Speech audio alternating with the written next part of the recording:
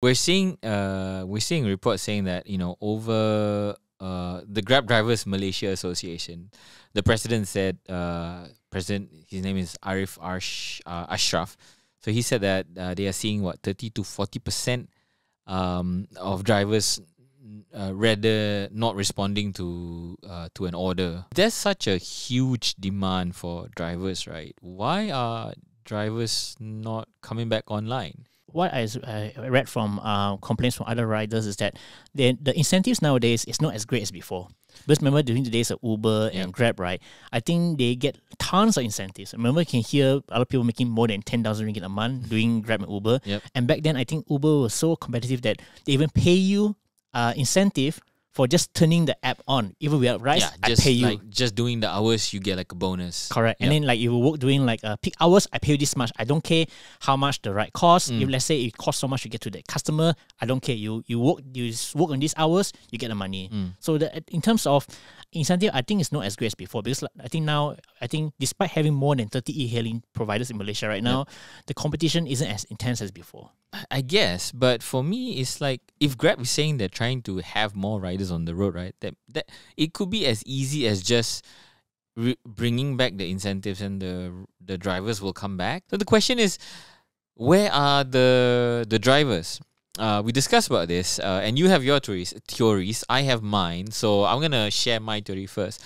So basically, the number one is, okay, during the pandemic, people cannot travel so much, so Grab drivers, maybe they drop off, like we talked about, and then my thing is they drop off, but some of them convert into other jobs. So the easiest thing to do is become a rider, because it's just as lucrative. You get deliveries and you get tips, that 50 million piece of pie, right? Now the question is, the search is back, the demand is back, but they're not coming back. And you also have a theory why that happens. So another thing is that remember back then when the days of Uber and Grab were so competitive, it's easy for anyone to sign as a e-hailing rider. You just sign on the app. I think the next day you get approved, you can start driving already. And it's open for everyone. You can work as a part-timer, you want to do 1 to 2 hours a day, or want to go all the way to full-time job. So there's options for you.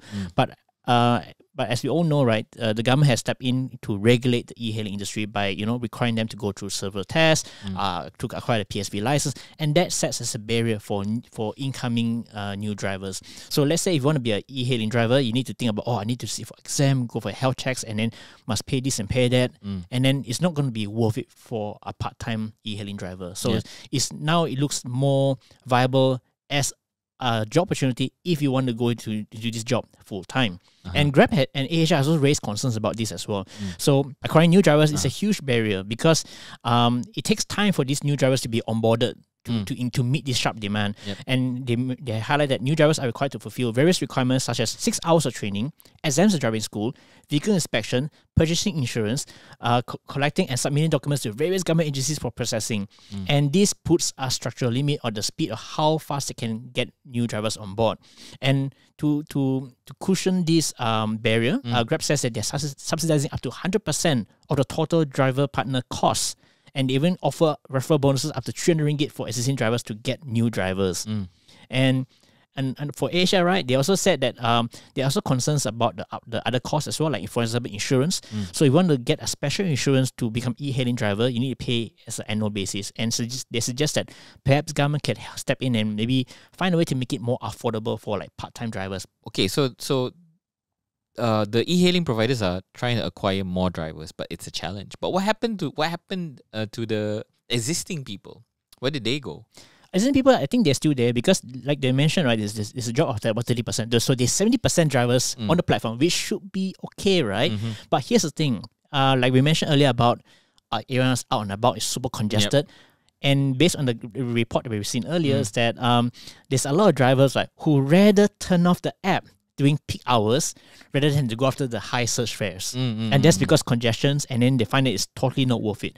Because sometimes they said that in the peak hour, you might be stuck in the jam for over an hour. Which is like a waste of time. Yeah. It's literally. And not just that, as a Grab driver, right, you only get paid once you start picking up the driver, the passenger. They don't have the timing charges. like before they had the timing. I mean, they have traffic charges, right?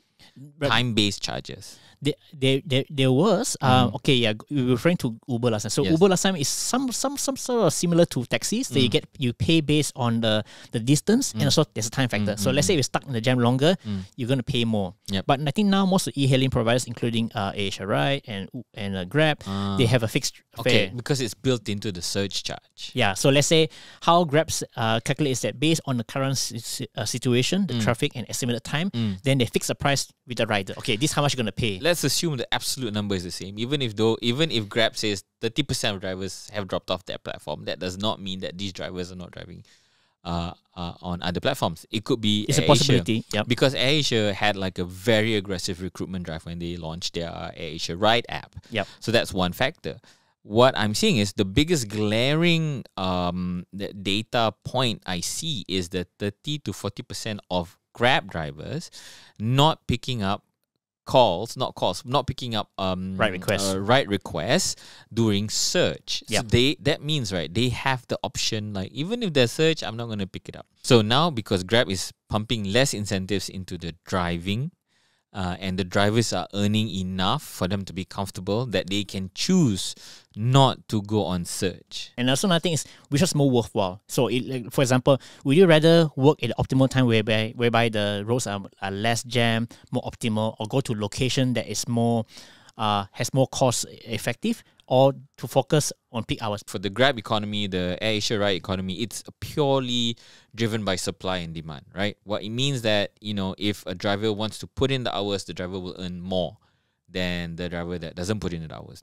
What I see is the drivers are now comfortable enough to say, okay, I've hit my target and I'm okay for the day. I can just chill, because the biggest pull factor for people joining Grab and AirAsia Ride is the flexibility and the free time. And I think that's where that is one of the factors that's causing this problem. And then factor number 2, of course, is this horrendous. Have I mentioned horrendous? Horrendous traffic situation in Kuala Lumpur. I don't know what is going on. Yeah. I don't know. Seriously, I don't know. Yeah, so that's why, like, even based on the report that's quoting the association, right, even though they have the chance to earn more money from the search, they refuse not to. Yeah, because like I said, right, the people who are joining Grab, and I see some professionals, I see a few people, because they just like, look, I don't care about the corporate world anymore. I don't care about being a professional anymore. I don't want to be an architect or an engineer anymore. I just want my free time. I want to earn enough to be able to go do my hobbies. Most, if not all, of the people who are joining Grab are driven by that, are motivated by that. And I think that's the reason why we are seeing this problem.